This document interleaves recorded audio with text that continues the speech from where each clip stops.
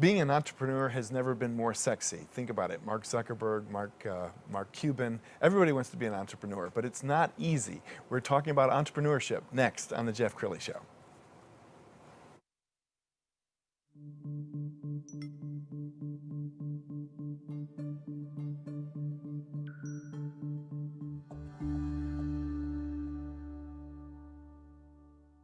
Many are predicting that the worst is yet to come, which is unfortunate, said one person here. Until now, they've enjoyed the reputation of being the nation's icebox. Watched a burglar in his home this morning by webcam. As a journalist of over 25 years, stories are what make my world turn. Reporting live from the Dallas newsroom tonight, Jeff Crilley, Fox 4 News. But in 2008, I took the jump from my familiar life and started a PR firm from my home. We're talking about anyone with a camcorder like the one I'm using becomes a television network. We started slowly growing the company, and we now have over 100 clients, and we've branched into the world of live digital broadcasting. I now own 8 different TV studios and have a huge team, and the stories that I now get to share are sometimes the most important of my life. Life has a funny way of coming around full circle. This is The Jeff Crilley Show. Today we're talking about entrepreneurship, and with 40 million Americans out of work, a lot of them are probably thinking, well, maybe I should start something in my garage. It worked out pretty good for Steve Jobs. Well, it's not for everybody. To talk about entrepreneurship, Aaron Gathmann, he is the executive director of the North Texas Angel Network. Welcome to the show. Thank you, Jeff. Great to be on. Okay, now when I was going to college, and I can't speak for you, but when I was going to college, they didn't even have entrepreneur classes. You were told, go work for General Motors, keep your nose clean, and get a gold watch after 40 years. But these days, I mean, they have entrepreneur programs in almost every university. Are you seeing a new breed of entrepreneurs? Yes, I mean, certainly it has become very sexy over the last 10 to 15 years. You know, I do think it is good to have some corporate experience lots of times before jumping into entrepreneurship, although there are a lot of great accelerator programs and other ways out there to educate yourself on how to build a company. But it's good if you need investment to understand some of the basics as far as accounting and legal and all the things that make a company investable.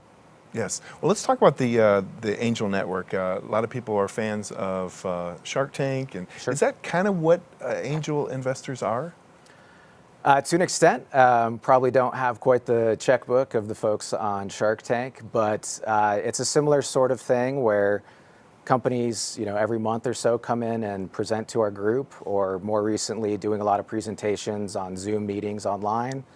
And you know, the companies will give their 5 to 10 minute pitch talking about what they do, where they're at with the business, and then we will grill them on, you know, is it an investable company? Where are they going in the future? What are they going to do with the money if they get it from us?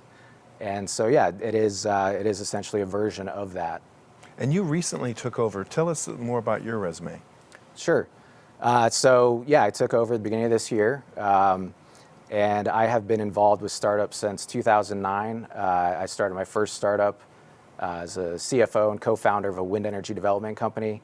Prior to that, I had worked for PricewaterhouseCoopers, Bear Stearns, and BBVA Compass, both as an auditor, commercial banker, credit analyst. And when I left the wind energy company, I started investing in startups, consulting with startups, had a few ventures here and there that were not as successful. But have really been involved in that world and have no desire to go back to the corporate world. Yeah, well, you're great to take over this network that absolutely needs leadership, especially during a pandemic. I can safely say that you're the first executive director that had to suffer through a pandemic. What's that been like?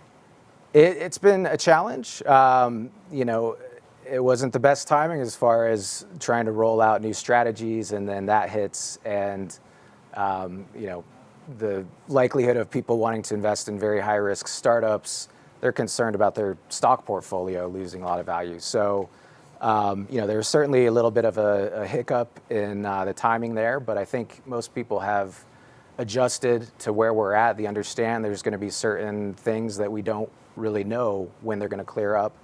But really that just kind of refocuses on the industries and sectors that are attractive. It does create some opportunities, but you just if you want to invest in early stage companies, you have to adjust. So when people pitch their ideas to your network, what are some do's and don'ts? What are some mistakes that you've seen people make as they're making their pitch? I would say the first thing is talk less.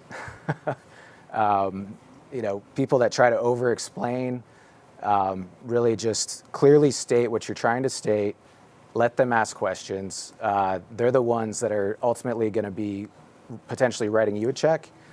So it's important that they get their questions asked.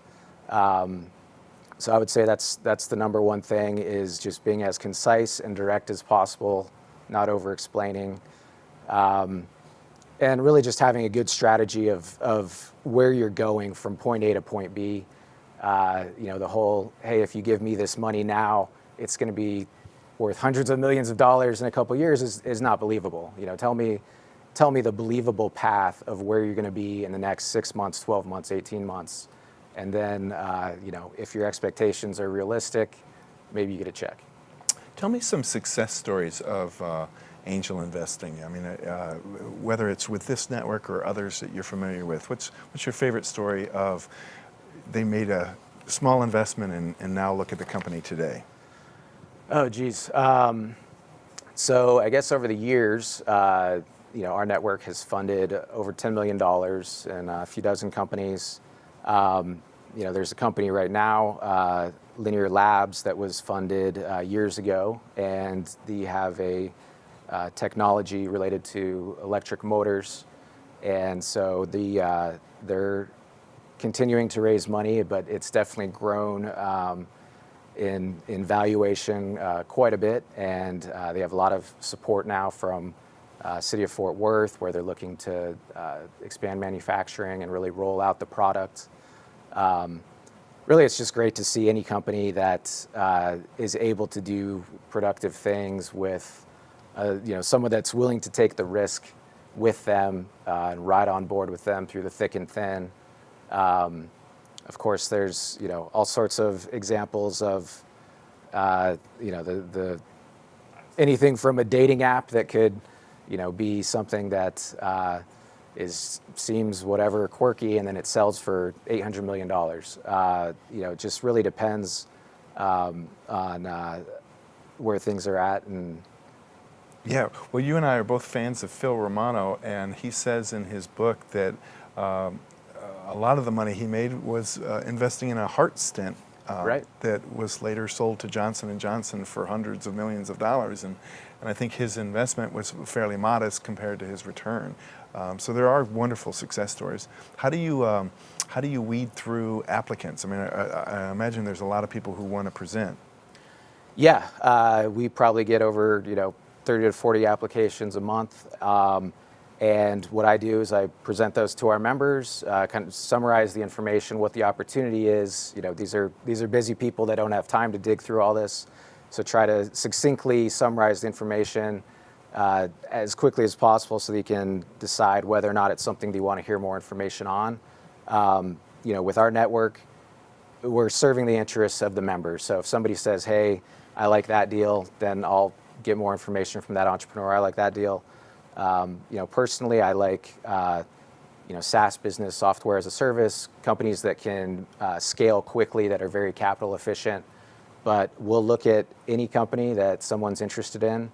Ideally, you have some traction with, if it's a product, you have a prototype that's ready for manufacturing, you have a manufacturing plan, you know what it's going to cost, you know who's going to do it.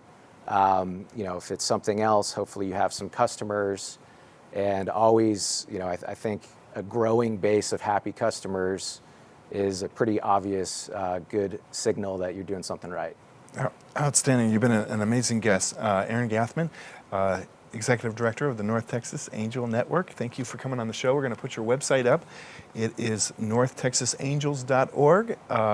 Plug into that and follow them on social media. Aaron, thanks again. Thank you, Jeff. You bet. That's it for now. We'll see you next time.